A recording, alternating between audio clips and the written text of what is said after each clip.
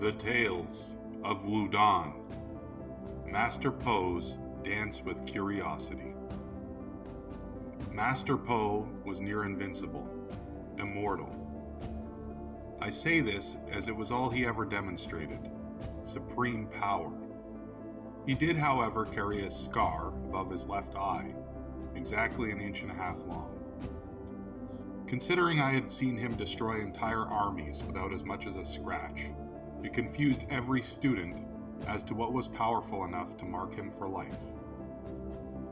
It was often a topic of conversation amongst the students, but never once discussed by the ruling priests and monks. There was one old priest with a more friendly demeanor than the others. His name was Zhang Tao. One rainy afternoon, as I was sweeping the courtyard, he came out to enjoy some damp air. In the rare moment for a secluded conversation, I decided to ask him what happened to Master Po. "Master Tao," I started. He continued to look off into the distance and breathe deeply.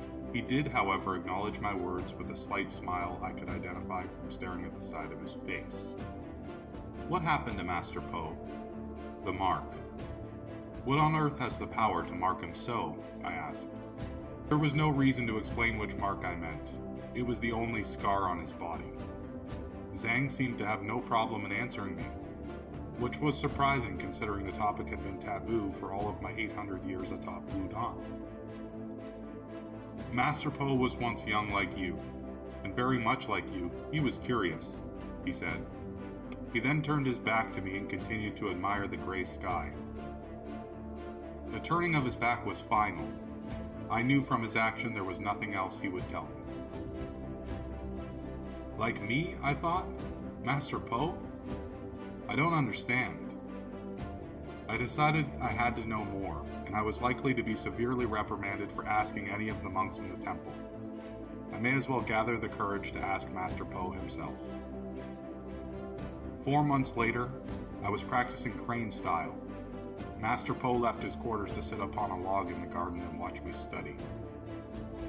He seemed pleased with my technique, a rarity. Considering this very rare positive mood, I decided to take this opportunity to ask him as respectfully as I could. I completed my forms, walked over to him and bowed. "Master, forgive me, but tell me, what scarred you for life, above your left eye?" I said while looking at the ground. He paused for a few seconds, produced a cane from under his robe and struck me. I felt blood begin to run down my face. It left a scar exactly 1.5 inches long above my left eye. A scar I still carry to this day. "Curiosity," he replied. "Such is the way of Wudan."